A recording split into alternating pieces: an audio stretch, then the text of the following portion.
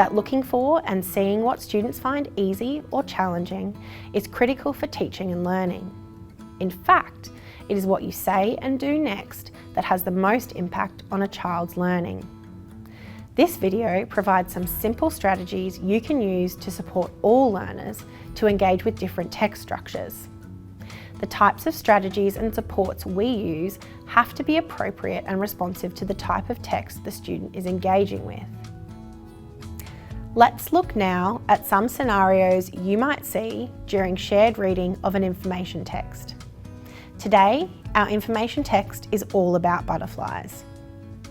One scenario we might see is that during retell of the text, the student may explain the beginning stage of the life cycle of the butterfly, then stops and doesn't know what to say next. You can prompt this student by highlighting the key information and missing parts using a graphic organiser.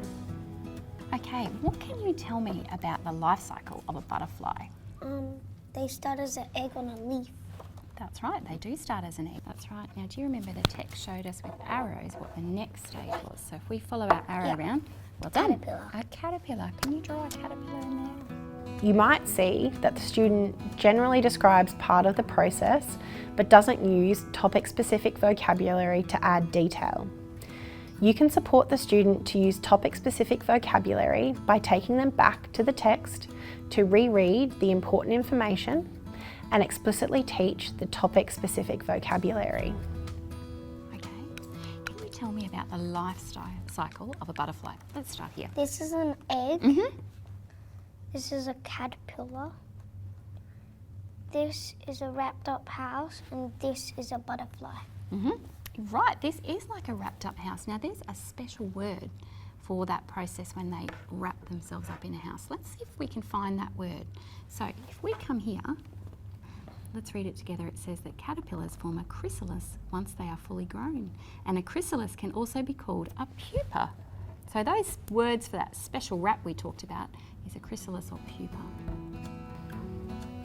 You will have students who, after engaging in shared reading of the text, will provide an accurate life cycle description without the need for prompting. Their knowledge can be extended by introducing a more difficult concept or vocabulary word, or by generalising the newly learnt information through discussion. Can you tell me about the life cycle of a butterfly?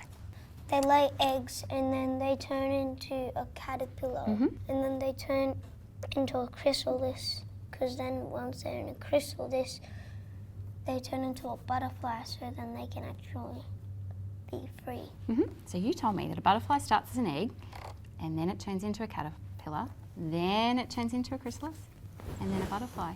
And you also mentioned that there was another type of animal that started off as an egg. What animal was that? Chicken. A chicken. Or birds. Yeah. Did you know that there's a word that means to change what you look like? And lots of animals do that.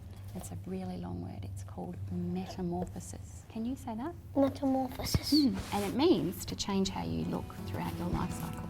The student may provide an accurate life cycle description in terms of the key elements, but the information text could be improved by using specific language structures, such as time-connective words, including first, then, next, or finally. Turns into a caterpillar. And then it eats to get big, and then it turns into a chrysalis or a pupa, and it's hard because the predators can't get it.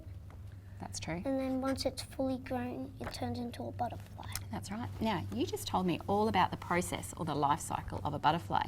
And there's some words that can help us when we are describing a cycle. So we could use the word first. A butterfly starts as an egg. Next. Then. And finally. Would you like to tell me the life cycle of the butterfly again? Next, they turn into babies. Into baby Caterpillars. Yep. Then they turn into a chrysalis or pupa. Mm-hmm. And then Do you remember that word that means? finally Yeah, that's right. they go to a butterfly. That's right. That's the whole life cycle of a butterfly. Remember, there are a number of strategies we can use to support all of our learners to participate in learning tasks or activities. Keenly observing how your student engages with and responds to the teaching will guide you to use the right strategy at the right time.